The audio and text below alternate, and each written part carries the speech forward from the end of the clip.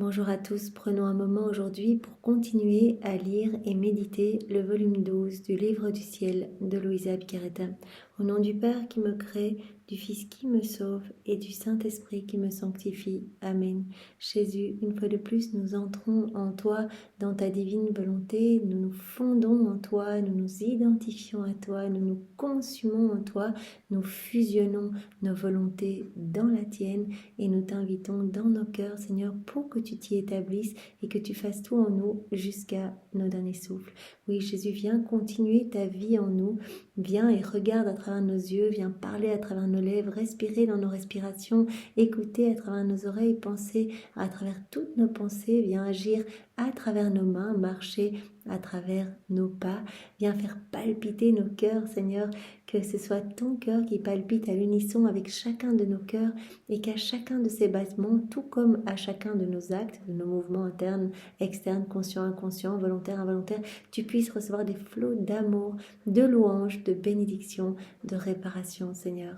Et nous le faisons au nom de tous. Donc nous désirons vraiment que chacun de nos actes, c'est voilà, clignement d'yeux, notre digestion, nos pas, nos mouvements, tous tes actes, que chacun de nos actes soit orné d'amour, de l'amour le plus pur, de ton amour à toi, que tu puisses recevoir par chacun de nos actes toute la gloire, l'amour que tu aurais dû recevoir des hommes s'ils n'avaient pas quitté ta divine volonté.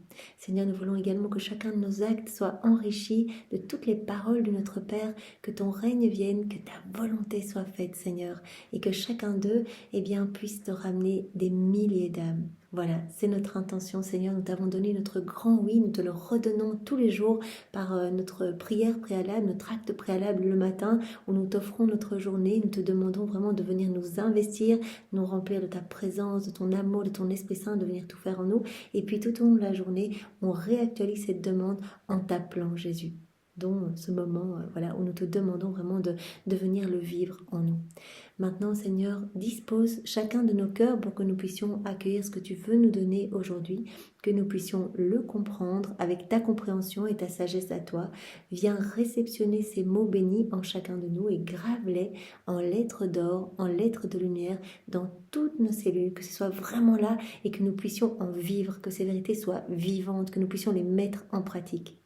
Il n'y a que dans cette mise en pratique que tu vas pouvoir tout nous donner. Donc dès qu'on va s'unir à toi par nos actes du quotidien, nos petits actes usuels, mais aussi par nos rondes, par nos réparations, tu vas pouvoir nous donner. Alors Seigneur, continue à nous guider, nous te bénissons, nous te remercions pour tout ce que tu as déjà fait en chacun de nous, tout ce chemin, tout ce travail, toutes ces chaînes de grâce que tu as établies dans nos vies. Nous te remercions pour ce que tu vas encore faire aujourd'hui et les prochains jours, les prochaines années. Seigneur, nous te faisons confiance. Nous voulons vraiment être comme ces nouveau-nés entre tes mains, totalement abandonnés à ton travail divin. Et nous savons bien que c'est toi qui vas nous amener en fait à grandir jour après jour à ta ressemblance dans cette sainteté divine que tu veux pour chacun de nous. Tu nous as dit hier, si vous me faites confiance et que vous ne cherchez pas à vous-même à reprendre les rênes, votre recherche d'intérêt personnel, votre recherche même de sanctification personnelle par l'exercice de vertu, si vous me faites confiance et vous me laissez le champ libre total, eh bien, vous allez vivre au crochet de ma sainteté. Je mettrai à votre disposition ma sainteté, mais absolument tout. Vous allez être totalement unis à moi, inséparables de moi. Et donc, si je vis en vous, voilà, je vais grandir en vous, eh bien vous allez acquérir mon tempérament et vous allez acquérir ma force, ma patience, mon immutabilité, ma paix, etc. Enfin, tout. Vous allez être propriétaire de tout. Vous allez tout posséder. Vous allez être fondu en moi. Je vous absorbe en moi. Voilà, Seigneur, c'est vraiment ça que nous voulons. Alors envoie sur nous ton Esprit Saint. Viens, Esprit Saint, viens par la puissante intercession du cœur immaculé de Marie, ton épouse bien-aimée. Esprit Saint, viens, nous ne savons pas prier, nous avons besoin de toi. Viens par la puissante intercession du cœur immaculé de Marie, ton épouse bien-aimée. Viens, Esprit Saint, viens par la puissante intercession du cœur immaculé de Marie, ton épouse bien-aimée. Maman chérie, c'est toujours sous ton regard maternel que nous commençons. Nous restons bien blottis dans tes bras, même dans ton cœur, parce qu'ainsi nous serons sûrs, si nous sommes blottis dans ton cœur, que nous ne connaîtrons rien d'autre que la divine volonté. Donc c'est vraiment ce que nous voulons, que tes mains soient ces chaînes qui nous attachent continuellement à toi et à Jésus. Nous ne voulons que t'accompagner et celle de ton adorable fils, maman. Donc vraiment, voilà, garde-nous près de toi et fais de nous tes fidèles copines. Nous te prenons vraiment comme modèle. Nous voulons que nos cœurs soient synchronisés à ton cœur et que tous nos actes soient entrelacés à tes actes, Marie. Donc nous sommes dans le volume 12, chapitre 1, Viens vivre dans ma volonté, point 1, les âmes vivant dans la divine volonté. Donc toute une série de points que nous avons déjà vus. Donc l'âme qui vit dans la divine volonté, Jésus nous a dit, elle est unie à moi, elle partage ma vie eucharistique. Donc on se trouve avec Jésus dans tous les ciboires, tous les tabernacles. Dès que Jésus est consacré, hop, on est avec lui. Et ce, jusqu'à la fin des temps, il y a tout dans la divine volonté. On est vraiment propriétaire de tout et on est unis à Jésus, inséparable de Jésus. Il nous a dit, l'âme qui vit dans la divine volonté, c'est l'exutoire de mon amour. Elle vit à mes dépens, je la ressens partout en moi et je peux vraiment me déverser en elle et donc me reposer en elle. Je me repose en elle. Quand Jésus peut déverser son amour, alors il est tout content, il se repose, il peut créer en nous des nouvelles choses, etc. Et alors il nous a dit, et cette âme, elle se repose en moi. Ma divine volonté va être vraiment son paradis. Quand on est abandonné, eh bien, on est vraiment comme un bébé en fait. On est finalement, c'est beaucoup plus reposant que si on essaie de faire par nous-mêmes et que ça, on fait confiance. Il y a un échange de vie. On dit à Jésus, je m'occupe de ta vie, toi tu t'occupes de la mienne. Et voilà, ce qui m'arrive, c'est ce que tu autorises pour moi en fait. J'accueille tout comme venant de tes adorables mains. Ce que tu veux, je le veux moi aussi. Fiat dans tout ce qui m'arrive dans ma vie. Et c'est vraiment, on va vraiment sentir notre âme se reposer en fait dans cet abandon complet. Ce qui m'arrive, tu le veux, Seigneur, pour quelque chose. Peut-être que je ne comprends pas, mais je te fais confiance, Seigneur. Alors Jésus nous a dit, voilà, l'âme qui vient vivre dans ma volonté, je la purifie complètement. Si elle est courbée, je la redresse. Si elle est couverte d'épines, je retire toutes ces épines. Si elle est couverte de clous du péché, je les retire. C'est vraiment moi qui vais m'occuper de sa sanctification. Elle peut être plus sainte en une journée que si elle avait essayé par ses propres forces de devenir sainte en 100 ans ou voilà, en un nombre incalculable d'années. Alors l'âme qui vit en moi, elle est heureuse même parmi les plus grandes tempêtes, elle n'a pas peur, elle avance, elle est dans cette confiance et elle est en sécurité. Je m'occupe personnellement d'elle, en fait c'est moi qui la protège. Vous vous rappelez Jésus qui disait, celui qui touche à ma fille Louisa, non, donc il mettait vraiment sa main pour protéger Louisa. Et Jésus dit, voilà, tant que vous êtes dans mes bras, eh bien, les démons ne pourront pas vous attaquer. Voilà, ils auront peur de toute cette lumière qui va rejaillir de votre humanité. Ma lumière en vous. C'est Jésus qui vit en nous dans la divine volonté. Donc, c'est sa lumière qui rayonne à chacun de nos actes. Alors, Jésus nous a dit aussi, l'âme qui vit dans ma divine volonté, voilà, tout ce que je fais se rayonne en elle. Elle devient transparente et tout ce qu'elle fait se rayonne en moi. Rayonne en moi, en fait. Et elle captive la substance même de mon être. Alors Jésus nous a dit également, l'âme qui vit dans ma volonté, c'est la répétitrice de ma vie. Voilà, tout ce que j'ai fait moi lors de mon passage sur la terre pour glorifier mon Père, donner à mon Père tout ce que les âmes ne lui avaient pas donné depuis la chute d'Adam, l'amour, la gloire, etc., que les hommes n'avaient pas donné, eh bien cette âme va faire la même chose pour moi. Elle va continuellement me glorifier, me donner ce que tous auraient dû me donner, réparer pour moi, me dire merci au nom de tous, etc. Donc vraiment, elle se place au niveau de mes actions, au niveau de mes prières. Et elle va réparer avec mes propres réparations. Elle va totalement me glorifier mon Père et l'Esprit Saint. Et elle peut même nous donner la gloire que les réprouvés auraient dû nous donner. Voilà, si ces âmes réprouvées n'avaient pas choisi toutes seules de se détacher, en fait, de se détacher de mon cœur, nous avait dit Jésus. Alors, on avait vu un autre point, l'âme qui vit dans la divine volonté, elle est vraiment dans les hauteurs, elle vit dans les hauteurs. Donc, Jésus nous invite souvent à continuer notre envol à travers Louisa. Continue ton envol, ne te laisse pas attrapé par les choses de la terre. Voilà, sinon tu vas te trouver au niveau voilà, alourdi en fait. Jésus veut qu'on se spiritualise, qu'on se divinise. Et pour cela, il faut ce saint détachement, cette sainte indifférence qu'il va nous donner d'ailleurs assez rapidement. On peut tous en témoigner, je pense. C'est quelque chose qui va nous donner très vite en fait ce qu'on avait l'habitude de faire, ce qu'on aimait bien, etc. Ça se trouve d'ailleurs dans le volume 2. Eh bien, on n'appréciera plus les mêmes choses qu'avant. Voilà, peut-être des hobbies, le sport, les restaurants, etc. Peut-être voilà ce qu'on aimait vraiment avant. Eh bien, Jésus va nous donner cette indifférence pour ces choses-là. On va se rendre compte que attends, c'est un trésor ici qu'on a dans les mains, les écrits du ciel, et on ne voudra plus perdre de temps. On voudra vraiment se gorger de ces vérités, les mettre en pratique, qu'elles deviennent vivantes. Au plus on lit, au plus on a cette soif de faire nos actes, et au plus on fait d'actes, au plus on laisse Jésus grandir en nous. Et Jésus dit, si tu savais ce que c'est faire un acte dans ta volonté propre, ce que tu perds des tournées d'éternel, vraiment tu nous fais perdre du temps parce qu'on essaie de te ramener à nous, tu fais perdre du temps à ton ange gardien qui peut rien amener, tandis que dans la divine volonté, il peut amener ton acte fait en union avec moi comme un trophée. Alors il est tout content, il est entouré de toute la cour céleste, il vient le déposer dans les trésors royaux, etc. Donc tu lui fais perdre du temps quand tu ne fais pas tes actes dans la divine volonté, tu nous fais perdre du temps à nous, tu perds du temps à toi aussi parce que c'est ton âme qui ne s'embellit pas et tu gorges en plus ton âme de ténèbres. Hein. Chaque fois qu'on fait des actes dans nos volontés propres, on ramène des petites pelletées de terre dans notre cœur. Donc voilà, ayons vraiment à cœur de donner notre oui à chaque instant et de faire confiance à Jésus, de prendre, voilà, que tout notre temps, tout notre cœur soit vraiment pour laisser la divine volonté vivre en nous, en fait, pour faire grandir la vie de Jésus en nous. On a chacun notre bébé Jésus et par nos actes, en fait, nous l'alimentons. Il n'y a pas d'autre moyen de le faire grandir en nous. Donc, si on veut que cette vie divine grandisse en nous, eh bien, il faut l'alimenter par des petites vies divines, c'est-à-dire par nos actes faits dans la divine volonté. Donc, l'âme qui vit dans la divine volonté, nous a dit Jésus, elle vit dans les hauteurs, elle se spiritualise, elle n'est plus attachée aux choses de la terre, elle garde ses yeux fixés sur moi, elle n'a qu'un seul objectif, ramener des âmes, me faire plaisir, me glorifier, etc. Donc elle vit vraiment entre le ciel et la terre. Jésus nous a dit comme mon humanité se trouve entre le ciel et la terre. Elle est détachée de tout et elle est comme un arc-en-ciel de paix entre le ciel et la terre. Elle réconcilie le ciel et la terre. Tout ce qu'on va faire, ça va former comme ce petit filtre de lumière par lequel eh bien, la Trinité va pouvoir regarder les générations humaines. Alors Jésus nous avait dit aussi, l'âme qui vit dans ma divine volonté, elle me sert d'asile, je continue ma vie à travers elle. Donc c'est une humanité de surcroît, une expression qu'on utilise souvent dans la prière préalable, parce que moi ça m'avait vraiment touchée. En fait, voilà, ce qu'on voyait quand on regardait Jésus, on voyait son humanité, mais il avait dit, voilà, mon humanité, ce n'est qu'un petit voile. Ce n'était qu'un petit voile cachant ma divine volonté opérante. Eh bien vous, je veux que ce soit pareil en fait, que ce qu'on voit, ce soit voilà notre corps, etc. Voilà notre humanité, mais que ce soit en fait on serve comme de petits déguisements, on serve de voile pour cacher Jésus. En fait, c'est Jésus qui vit en nous. Nous, on doit disparaître, notre volonté propre, elle doit être absorbée dans la divine volonté. Il n'y a pas la place pour les deux ensemble. Elle doit être consumée dans la divine volonté. C'est Jésus, la divine volonté. On doit lui laisser le champ libre. On a été créé pour ça. On a reçu notre volonté propre pour qu'elle soit connectée à la divine volonté, pour qu'elle serve eh bien, de champ d'action, pour qu'elle serve vraiment comme de réceptacle, mais pour laisser la divine volonté opérante et agissante.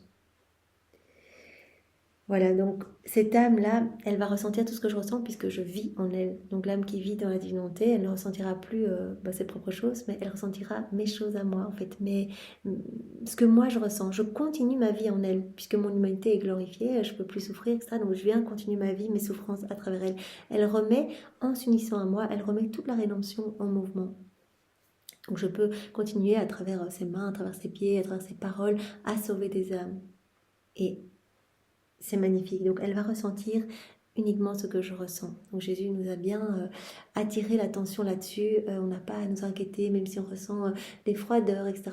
Jésus autorise cela pour directement qu'on ait le réflexe de réparer. Ah Seigneur, voilà, je ressens ça, mais ce ne sont pas mes choses, ce sont tes choses. Tu m'appelles à réparer, je te console Seigneur.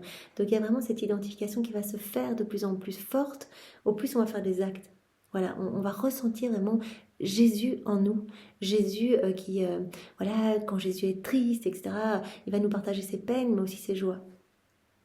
Voilà, donc cette âme, elle devient mon palais royal, j'y établis mon trône, en fait, j'y vis comme mon centre, et cette âme, elle va vivre en moi. Donc l'âme qui vit dans la divine volonté, elle se perd dans le tout, elle vit en Dieu, elle se trouve partout où la divine volonté opère et travaille, et Dieu s'enclôt en elle. Par les actes, je vous avais dit, à chaque fois que tu unis tes yeux aux miens, ta bouche à la mienne, tes mains aux miennes, etc., eh bien, tu formes vraiment, tu formes la Trinité en toi, la Trinité se forme en toi.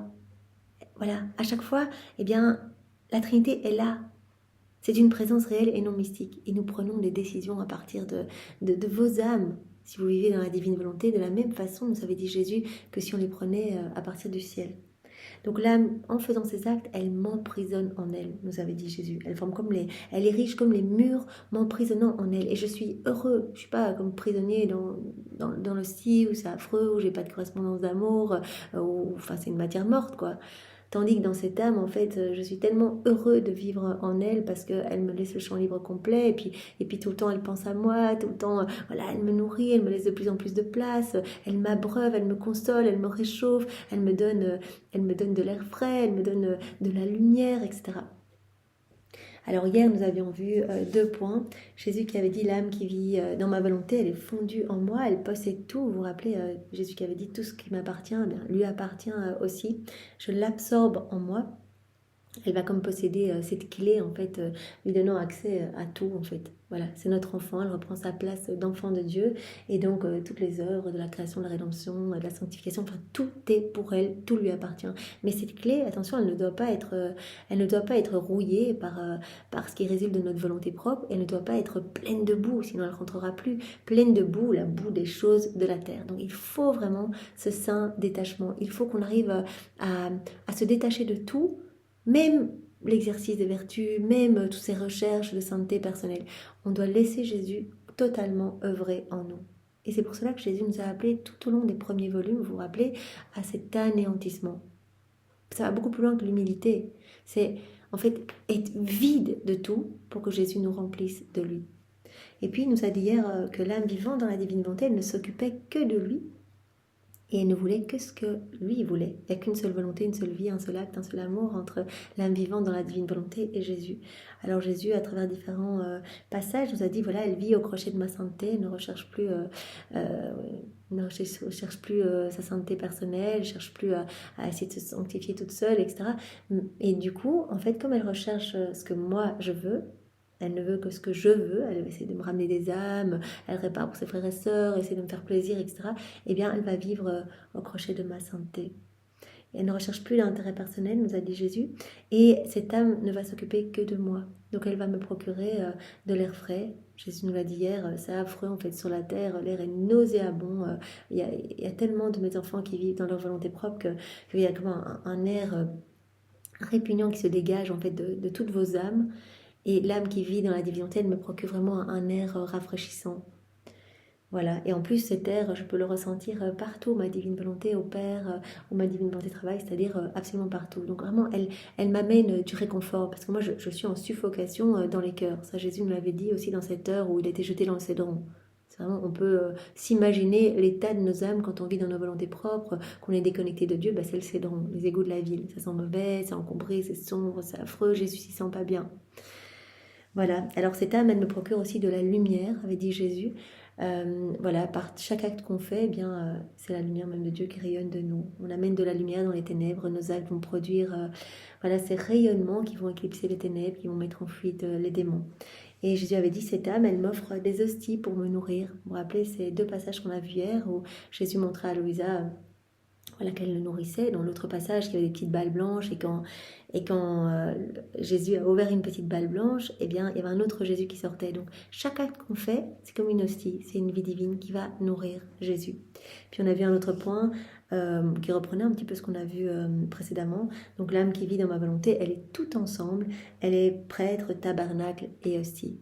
Donc, Jésus a dit, mais c'est la joie, c'est la liberté absolue. Je ne dois même pas attendre qu'un prêtre me consacre, etc. Parce qu'il y a de moins en moins de prêtres, les églises sont désertes, très peu d'hosties consacrées, etc. Là, je pourrais me consacrer quand je veux avec cette âme, à chaque instant. Je fais un acte, hop, je suis consacrée à chaque battement de cœur. En fait, on fait des hosties tout le temps pour Jésus, on le nourrit tout le temps. Donc c'est magnifique et donc il grandit de plus en plus en nous. Pour autant, évidemment, que nous soyons de manière continuelle dans la divine volonté. Jésus veut cette communion continuellement puisque c'est sa vie qui doit grandir en nous. C'est pas une œuvre, c'est sa vie. Donc il veut être nourri continuellement. Voilà, donc Jésus a dit, l'âme qui vivra vraiment dans ma volonté et de manière continuelle, elle sera tout ensemble, prêtre, hostie et tabernacle. Et donc, je me réjouirais, je pourrais me consacrer à n'importe quel moment. Voilà, il nous avait même dit qu'on pourrait rester la bouche tout le temps ouverte si on vivait tout le temps dans la divine volonté, parce qu'à chaque instant, c'est comme si on recevait une hostie. Donc voilà, c'est trop beau. On continue avec le point 15. L'âme qui vit dans ma volonté, elle vit dans la lumière. À la date du 29 novembre 1918.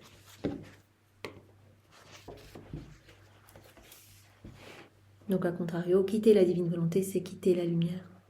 Me trouvant dans mon état habituel, j'ai demandé à mon toujours aimable Jésus d'accomplir en moi ce dont il m'avait antérieurement parlé concernant les âmes qui font toujours sa volonté, à savoir qu'il fait parfois leur volonté. Je lui ai dit, aujourd'hui tu devrais faire ma volonté. Jésus avait dit à Louisa, vous vous rappelez, il l'avait dit hier, les âmes qui font toujours ma volonté, eh bien moi je suis d'accord d'une fois de temps en temps de faire leur volonté. Parce qu'il sait très bien que c'est une volonté commune. Et ce que veut Louisa, finalement, c'est ce que veut Jésus.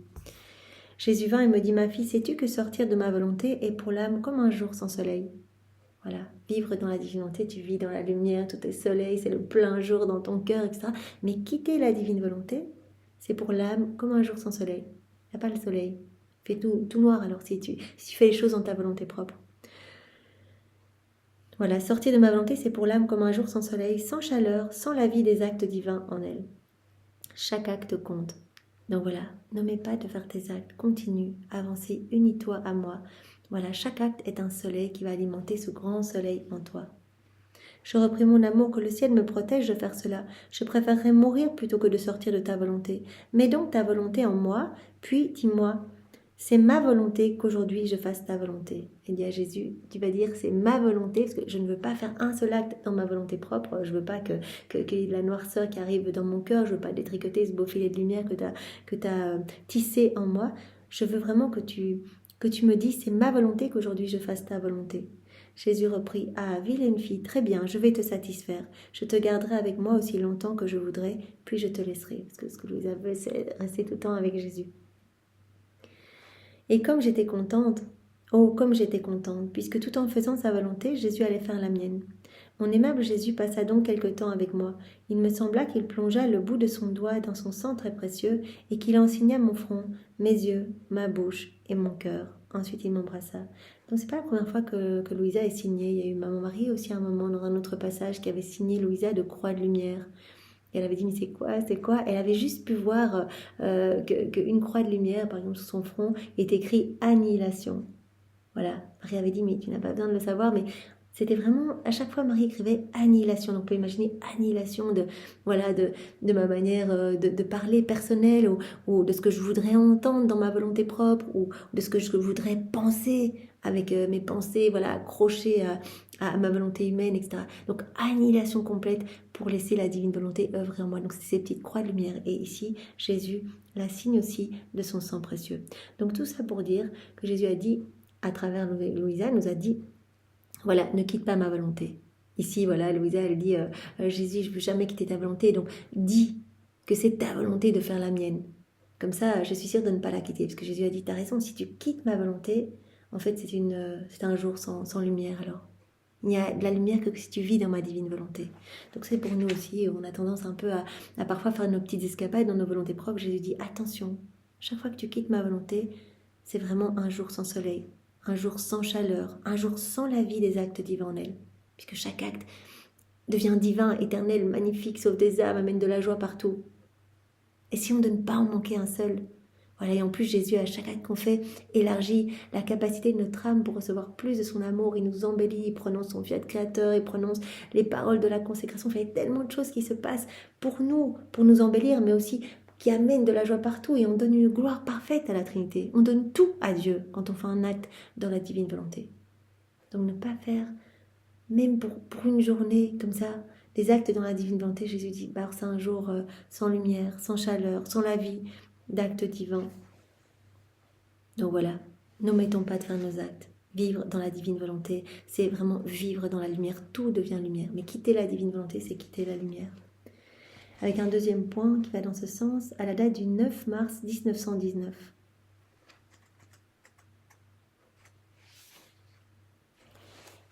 Alors que j'étais dans mon état habituel, mon toujours aimable Jésus m'attira fortement dans l'abîme insondable de sa volonté.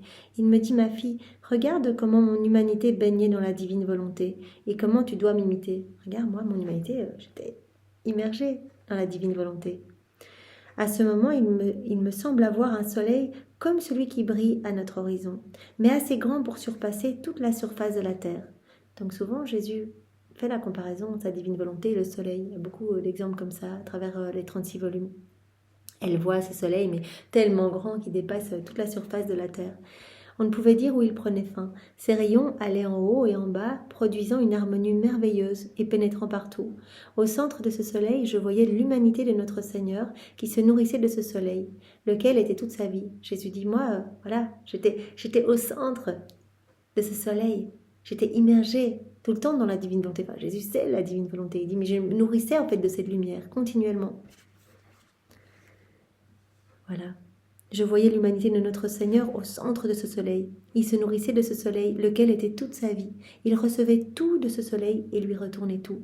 Comme une pluie bénéfique, ce soleil se déversait sur la famille humaine tout entière. Donc, vous voyez vraiment les rayonnements qui partaient sur toute la famille humaine. Quelle vue enchanteresse! Donc Jésus dit, tu veux pas m'imiter? Donc voilà, tu dois être immergé dans la divine volonté. Voilà, tu dois être au centre de la divine volonté. Tu dois, voilà, être immergé dans toute cette lumière, te gorger de cette lumière, te nourrir uniquement de cette lumière et être dans cette réciprocité d'amour avec nous. Par la suite, mon doux Jésus me dit, as-tu vu comment je te veux?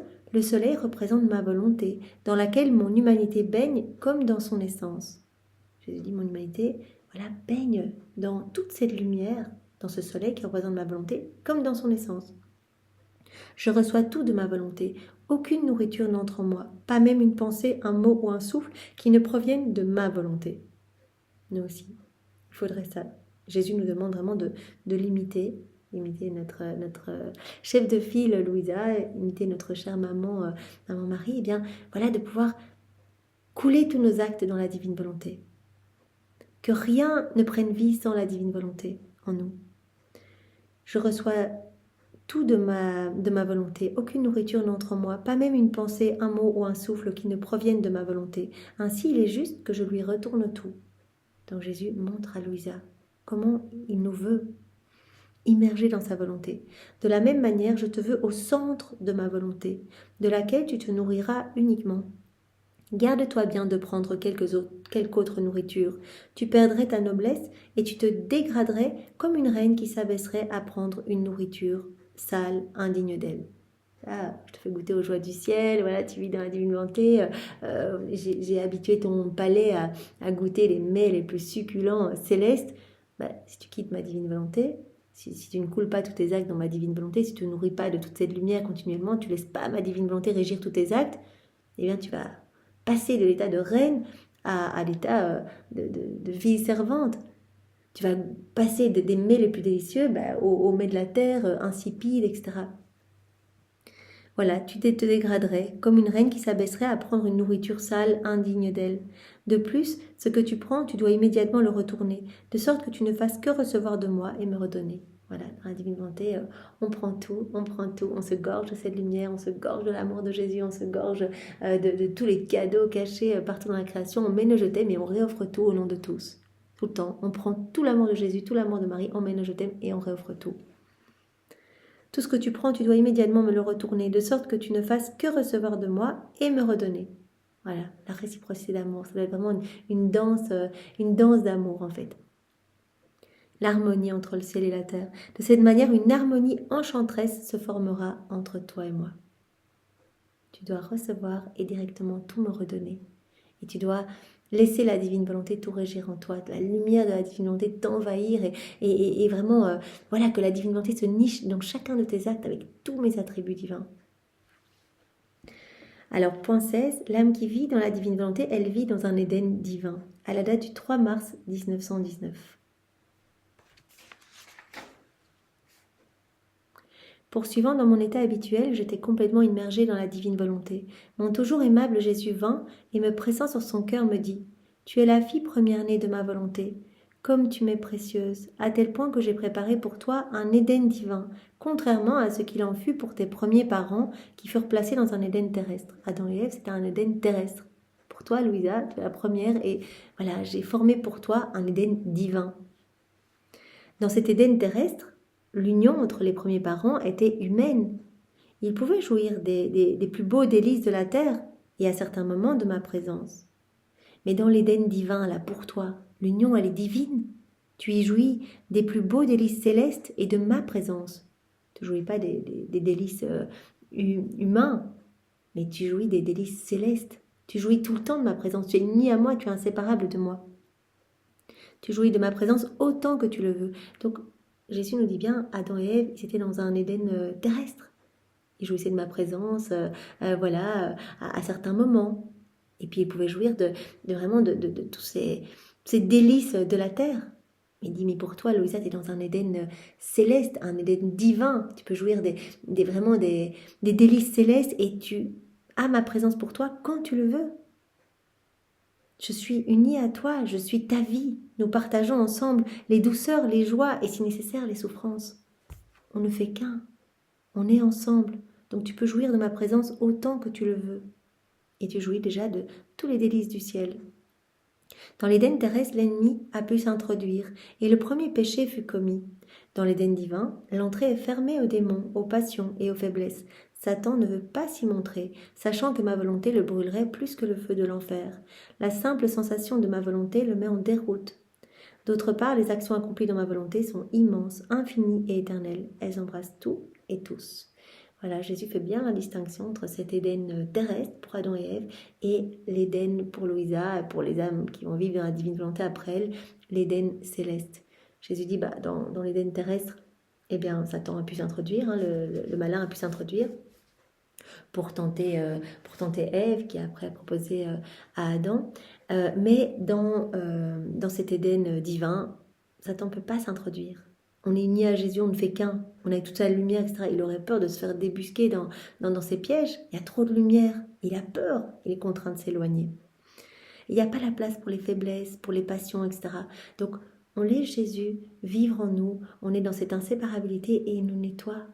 Il n'y a plus de place pour les troubles, pour les peurs, pour les chutes, etc. Satan ne sait plus nous attaquer. Donc, dans l'Éden divin, l'entrée est fermée aux démons, aux passions et aux faiblesses. Satan ne veut pas s'y montrer, sachant que ma volonté le brûlerait plus que le feu de l'enfer. La simple sensation de ma volonté le met en déroute. Voilà. Alors on va voir un autre point. L'âme qui vit dans la divine volonté, point 17, est remplie de vie divine, à la date du 10 mai 1919.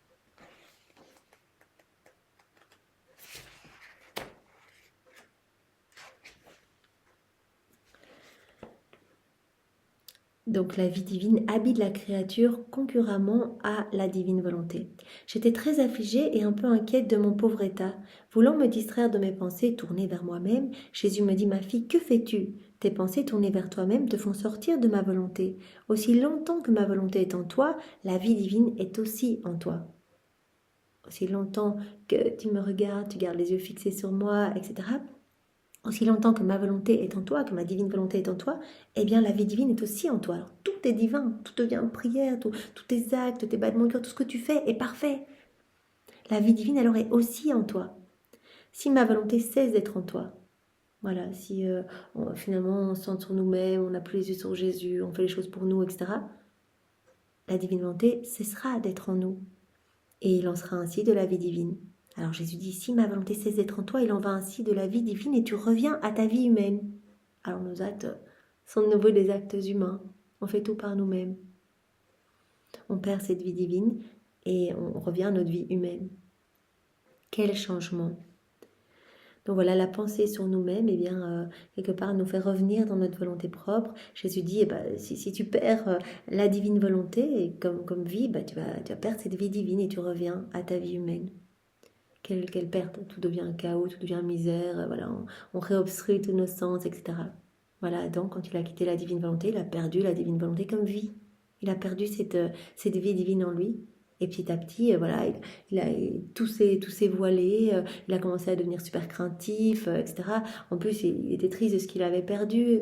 Voilà. Donc, il a tout perdu. Il a perdu la divine volonté comme narratrice aussi de l'amour de Dieu pour lui. Donc voilà, la grosse chute. Donc, ne nous regardons pas nous-mêmes.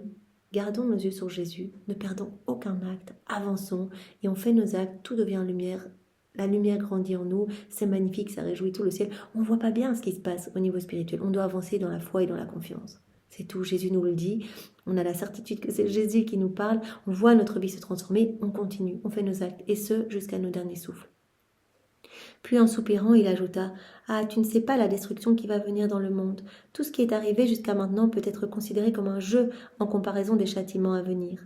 Je ne te laisse pas tout voir pour ne pas trop t'oppresser. À la vue de l'entêtement des hommes, je reste comme caché en toi. Et toi, prie avec moi et refuse de tourner tes pensées vers toi-même. Avec tout ce qui se passe, Jésus dit à Louisa, tout ce qui se passe là, l'homme si mauvais, si froid, le cœur tout fermé, etc., je te veux toute centrée sur moi. Ne te regarde pas toi-même. Tu perds du temps. Continue tes réparations pour tes frères et sœurs. Regarde tout ce qui se prépare là. L'homme est si mauvais que mon amour à un moment va se déverser d'une autre manière sous forme de châtiment. Quand mon amour n'est pas accueilli facilement, il sort sous forme de justice divine. Donc reste vraiment centré sur moi. Ne tourne pas tes pensées sur toi-même. Donc Jésus ici nous a dit, voilà, si tu tournes tes pensées sur toi-même, eh bien tu quittes ma divine volonté et donc voilà, c'est ma vie divine qui ne grandit plus en toi. Et si tu la quittes trop longtemps, tu vas finir par étouffer cette vie divine en toi. Voilà, l'homme qui à la chute d'Adam, il a étouffé cette vie divine en lui. À travers les générations, cette vie divine, elle s'est totalement étouffée. Elle est sous un tas de décombres en fait. Et la divine volonté est sur la croix, dans nos cœurs. Elle est rendue esclave de nos volontés propres. Voilà, donc occupe-toi de moi, occupe-toi de ma vie, occupe-toi de réparer, fais tes actes, continue. Tu comprends pas tout, c'est pas grave, continue, avance, unis-toi à moi tout le temps. Moi, je te sanctifie de manière divine et je sauve des âmes. T'occupe pas de savoir à qui vont aller tes actes, moi je dispatche les grâces. Et voilà, tous ceux qui sont un petit peu avec le cœur ouvert vont recevoir. Voilà, alors point 18, l'âme qui vit dans ma volonté vit des parties de sa vie personnelle, elle embrasse toutes les vies. À la date du 19 mars 1920.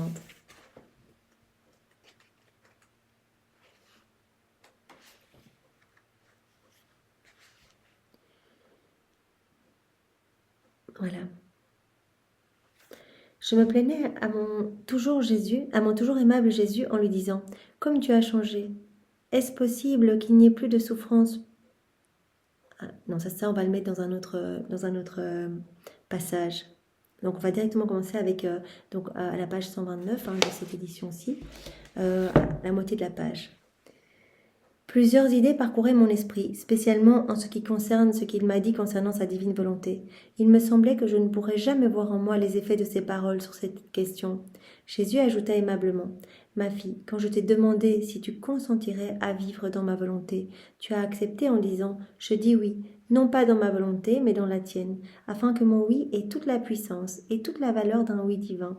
Eh bien, sache que ce oui, prononcé par toi, existe et existera toujours, tout comme ma volonté. Avec ce oui, ta vie personnelle a pris fin.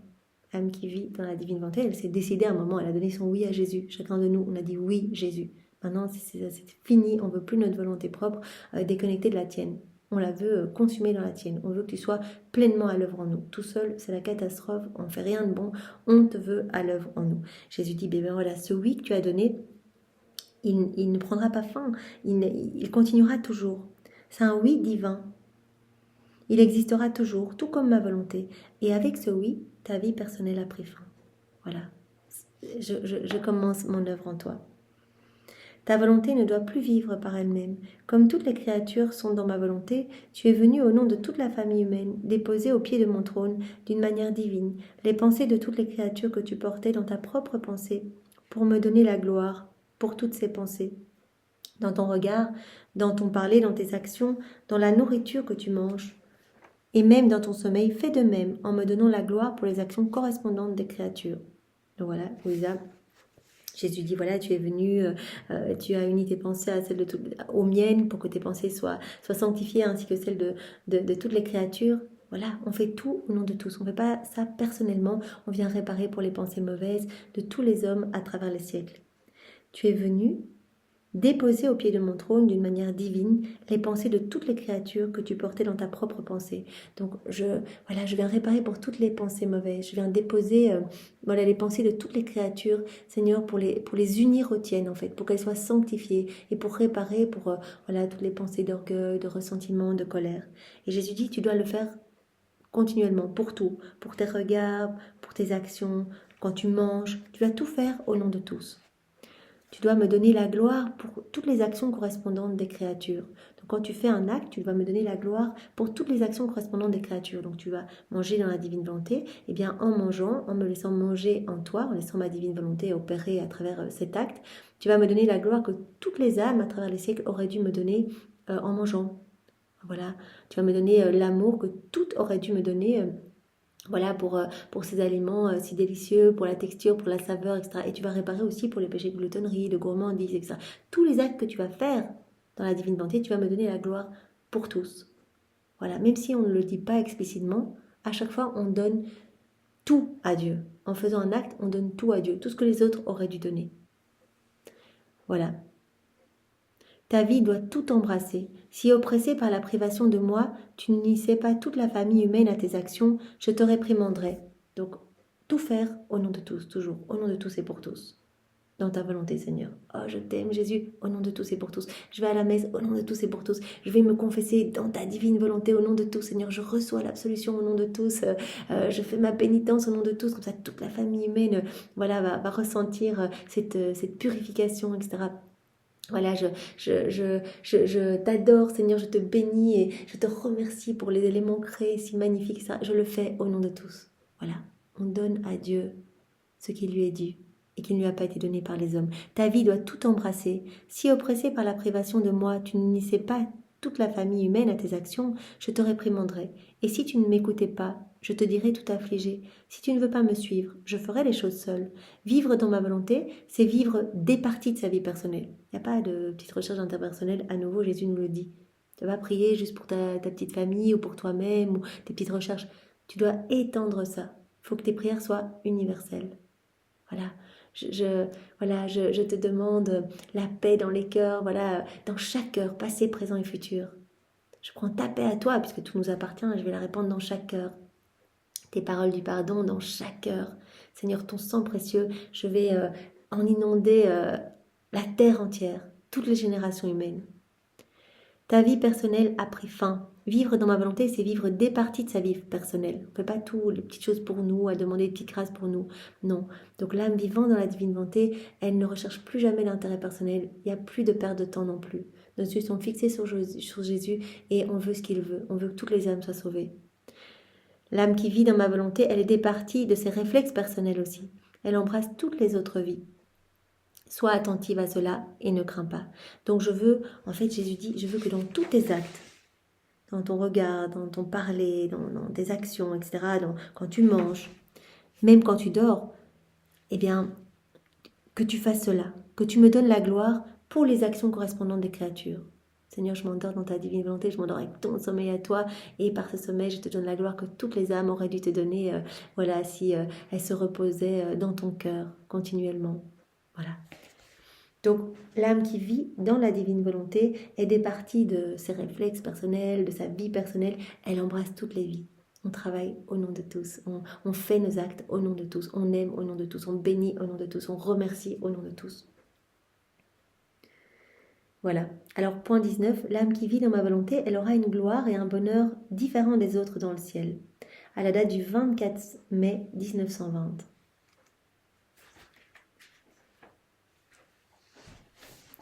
Au ciel, le bonheur de l'âme qui aura vécu dans ma volonté pendant qu'elle était sur la terre sera différent de celui des autres bienheureux. Les autres recevront de moi tout leur bonheur, alors que ces âmes non seulement recevront de moi leur bonheur, mais elles auront leur propre petite rivière de bonheur, puisée dans ma propre mer de bonheur. Voilà. Donc Jésus nous l'a déjà bien dit à travers tellement de passages, l'âme qui vit dans ma divine volonté, voilà, elle est inséparable de moi là pendant son temps sur la terre. Il n'y a aucune raison que je la tienne séparée de moi dans le ciel. Donc il n'y aura pas de passage préobligatoire, hein, pour autant qu'on vit de manière continuelle dans la divine volonté. On vit déjà alors cette purification ici. Jésus a dit, je les unirai à moi dans ma gloire. Elles ne seront pas devant moi comme les autres saints, etc., qui m'honorent, et qui me chantent, qui me louent, etc. Elles seront unies à moi. Elles seront fusionnées en moi, elles regarderont les autres saints de l'intérieur de moi. Ce seront les âmes qui seront les plus beaux joyaux de mon trône. Et elles, comme Jésus le dit ici, elles auront leur propre petite rivière de bonheur, parce qu'on continue dans le ciel ce qu'on a fait sur la terre. Donc sur la terre, voilà, chacun de nos actes, ça produit des bienfaits, mais avec En fait, on s'unit à Jésus, c'est comme si on se plongeait dans cette mer de lumière et on forme ces vagues de lumière. C'est pas notre lumière, ça vient de la mer de la divine volonté. Et donc on forme ces vagues qui rejaillissent partout, etc. Et donc cela va continuer dans le ciel. On aura nos propres petites rivières de bonheur, puisées, Jésus dit, dans ma propre mer de bonheur. Voilà, donc on va former des béatitudes pour tous les saints, les bienheureux, dans le ciel. On sera comme des petites sources de joie pour tous les saints, tous les bienheureux. Pendant qu'elles vivaient sur la terre, ces âmes formaient leur propre rivière de bonheur à partir de ma mère.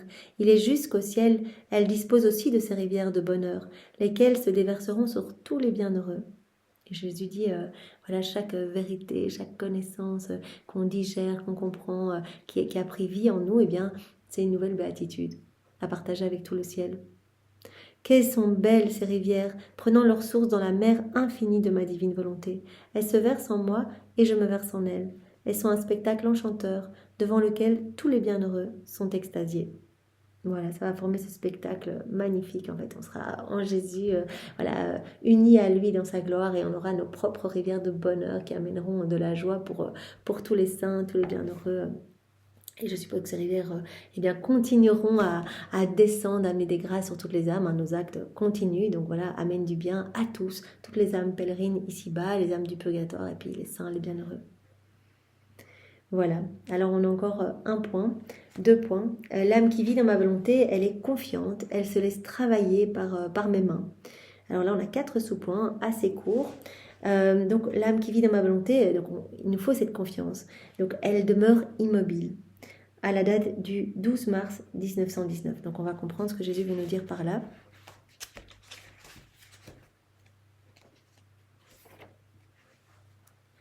Voilà, j'étais dans mon pauvre état quand mon doux Jésus se présenta brièvement. Il me plaça tout près de son cœur et me dit « Ma fille, si la terre n'était pas mouvante et ne comportait pas de montagnes, elle jouirait beaucoup plus du soleil, puisqu'elle serait toujours au plein jour. Sa chaleur serait la même partout, et ainsi elle serait plus féconde. » La terre tourne autour du soleil, donc il y a vraiment, on a la nuit quand on n'est pas exposé au soleil, etc. Donc elle dit, mais si la terre ne bougeait pas, elle serait plus féconde. Elle serait exposée tout le temps à la chaleur du soleil.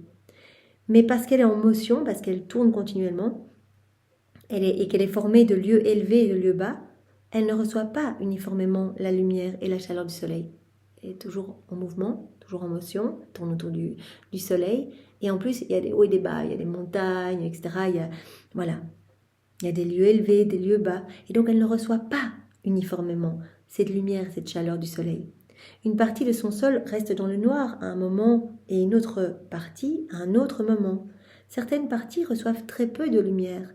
De nombreux terrains restent aussi stériles à cause des montagnes qui empêchent la lumière et la chaleur du soleil de les pénétrer en profondeur, et combien d'autres désavantages. Donc Jésus prend cet exemple pour nous montrer, ça c'est l'âme qui ne vit pas dans ma volonté. Elle bouge, elle est inconstante, etc. Et donc en fait, elle ne reçoit pas beaucoup ma lumière.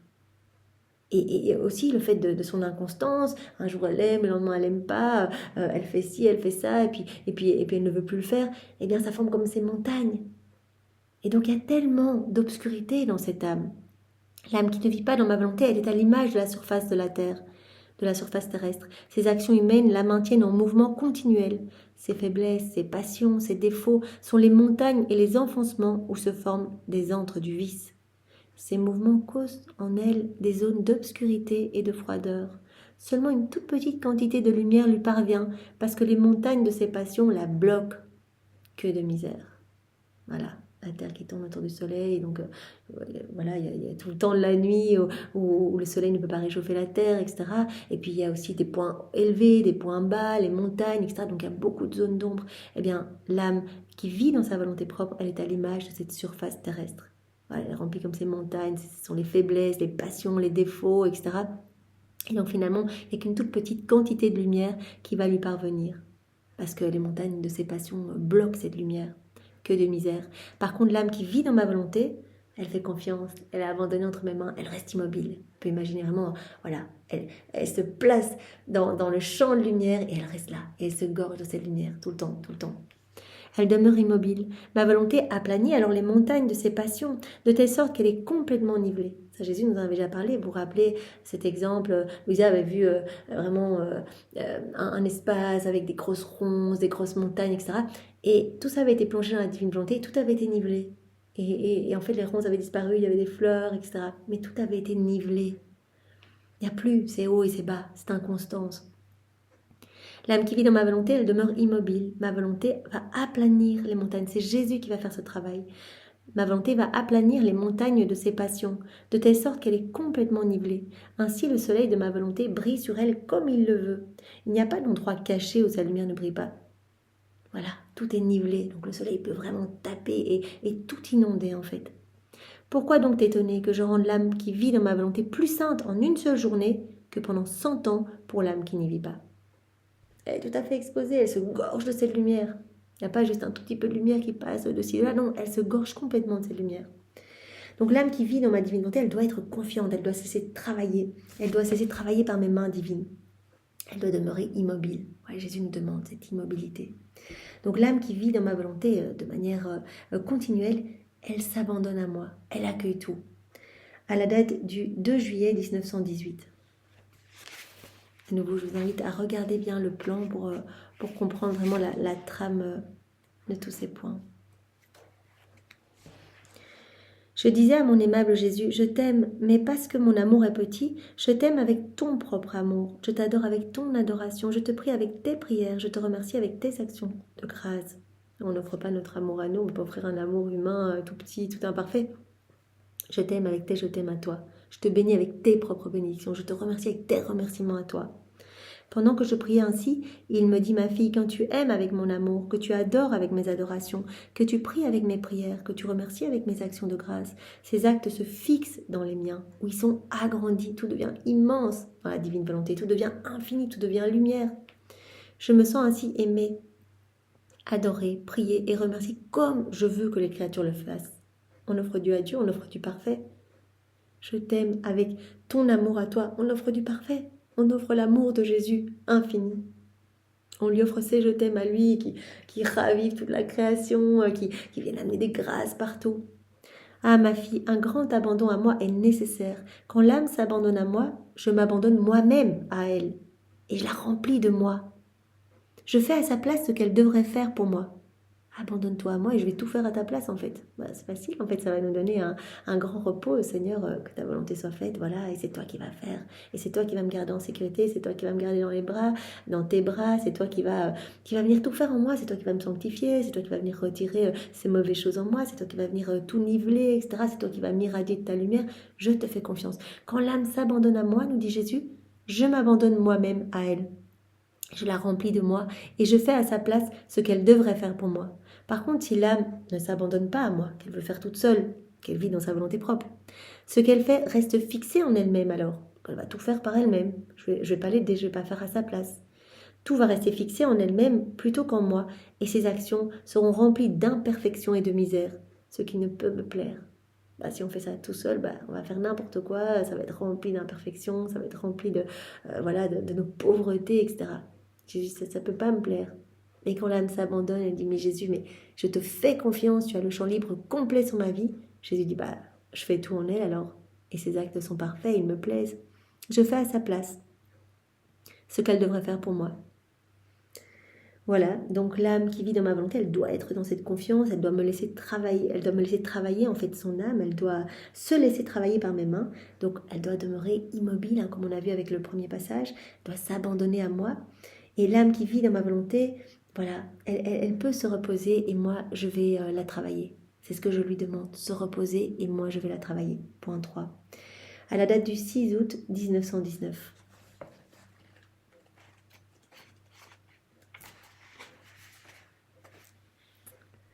Voilà.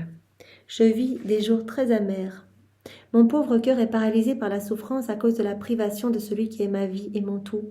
Quoique résigné, je ne peux pas m'empêcher de me plaindre à mon doux Jésus quand il passe hâtivement devant moi ou qu'il bouge en moi.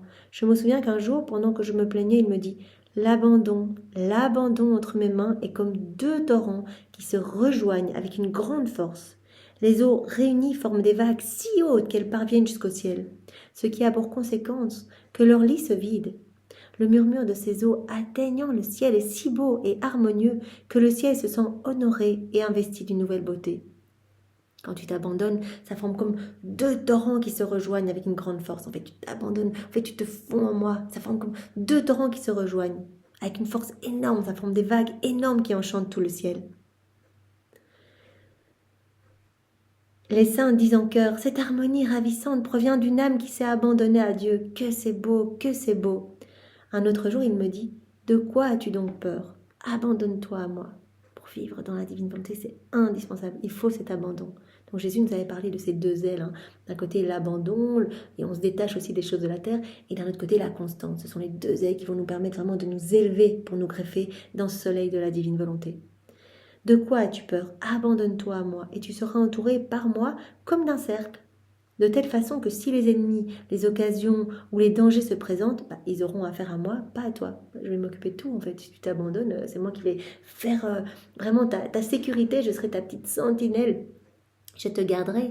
Comme à Louisa, il disait, mais personne ne touche à ma fille. Ben, Jésus le fera avec nous aussi. Mais on doit s'abandonner, on doit lui faire confiance. Je formerai un cercle autour de toi et j'empêcherai vraiment tous ceux qui veulent te nuire de le faire.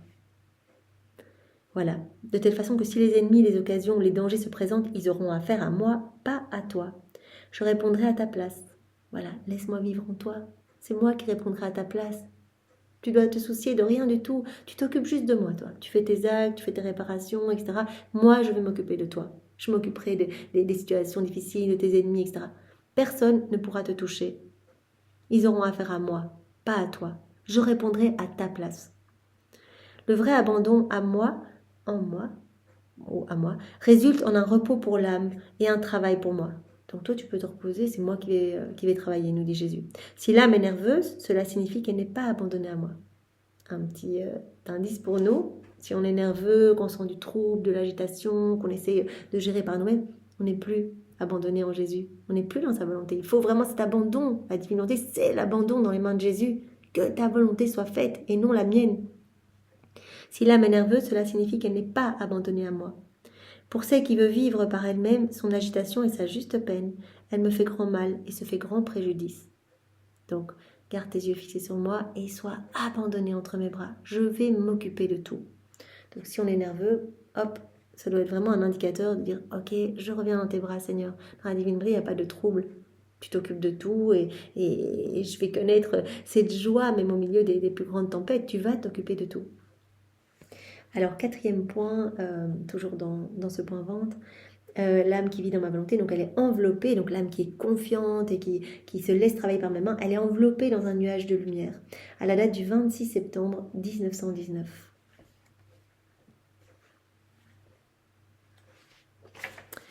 Poursuivant dans mon état habituel de souffrance et de privation, je passais mon temps avec mon doux Jésus, complètement abandonnée à lui et presque silencieuse, comme un petit enfant. Voilà, Louisa. C'est vraiment la première nouvelle-née de la divine volonté, la première créature investie du péché originel qui a laissé la divine volonté régner totalement en elle. Donc elle nous montre, j'étais tout le temps abandonnée, presque silencieuse, comme un petit enfant. Se montrant à mon intérieur, il me dit, ma fille, la confiance en moi, c'est comme un nuage de lumière dans lequel l'âme reste si bien enveloppée que toute crainte, tout doute et toute faiblesse ont disparu. Il nous avait parlé de ce cercle, il entoure l'âme pour la protéger. Ici, il dit c'est comme un nuage, comme le cercle, mais un nuage qui enveloppe l'âme, un nuage de lumière. Et donc, il y a tous ces doutes, toutes ces faiblesses, c'est ça qui vont disparaître, toutes ces craintes. Cette confiance remplit l'âme d'un pur amour et la rend si osée qu'elle s'attache à mon sein et s'abreuve de mon lait. Elle ne veut plus d'autre nourriture. On s'abreuve au sein de notre Mère éternelle, la divine volonté. Jésus a dit, je suis la divine volonté. Donc, elle est dans mes bras, elle me fait confiance comme un petit bébé, elle s'abreuve de ce que je lui donne en fait. Si rien ne vient de mon sein, ce que je permets pour que la confiance augmente au maximum, l'âme ne se décourage pas. Au contraire, elle s'acharne, frappe sa tête contre ma poitrine, alors que je souris intérieurement et la laisse faire. Donc Jésus autorise parfois qu'on sente un petit peu des passages à vide. Voilà, parfois on se dit mais on n'avance pas, etc. Jésus dit ouais, c'est pour travailler ta confiance, c'est pour faire grandir ta confiance. Voilà, qu'on continue en fait. Il nous teste. Est-ce que là, dans cette situation où ça va pas, où ta famille te juge, etc., est-ce que tu es toujours abandonné? Voilà. Alors c'est comme le petit bébé qui, même si rien ne va parce qu'il n'a rien à boire, etc., mais il continue, il est dans la confiance, il sait que qu'il va recevoir bientôt du lait. Donc voilà, comme ce petit bébé qui frappe sa poitrine, qui frappe sa tête contre ma poitrine alors que je souris intérieurement et le laisse faire. Voilà, je te veux pleinement dans cette confiance et j'autorise, eh bien, parfois des situations pour tester ta confiance, pour la faire grandir. L'âme confiante est mon sourire et mon amusement. Celui qui a confiance en moi m'aime et croit que je suis riche, puissant et grand. Par contre, celui qui n'a pas confiance en moi ne m'aime pas vraiment. Il me déshonore et croit que je suis pauvre, faible et petit. Quel affront il me fait. Voilà. Toutes les fois où on doute, toutes les fois où on essaie de gérer par nous-mêmes, c'est qu'on ne fait pas confiance.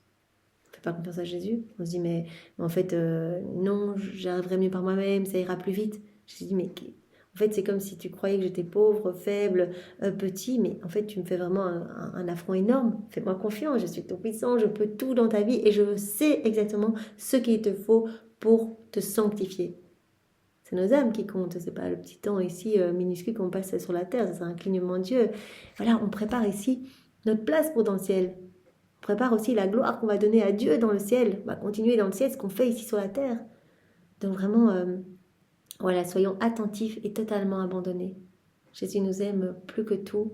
Il veut le meilleur pour nous. Et bien, voilà, on doit vraiment accepter de se laisser faire, en fait, de se laisser travailler par ses mains. Voilà, on va encore voir un tout petit point pour aujourd'hui. Comme ça, on aura terminé ce titre 1, donc à propos des âmes vivantes dans la divine volonté. Donc le point 21, l'âme qui vit dans ma volonté, elle se dépouille d'elle-même. Donc les deux derniers points, l'âme qui vit dans ma volonté, elle est confiante, elle est abandonnée, elle se laisse travailler par mes mains. Et celui-ci, elle se dépouille d'elle-même, c'est vraiment la base. Il faut passer par là pour vivre dans la divine volonté. Donc comme je le disais, c'est deux ailes, donc le dépouillement de tout et la confiance, on est vraiment abandonné, et la constance. Voilà, ça c'est vraiment super important. Donc à la date du 14 juin 1917, je ne veux pas dire que c'est pas évident du tout, on est bien d'accord, mais Jésus va nous y aider puisqu'il veut tellement qu'on vive dans sa volonté et qu'on revienne à ce pourquoi nous avons été créés. Donc 14 juin 1917.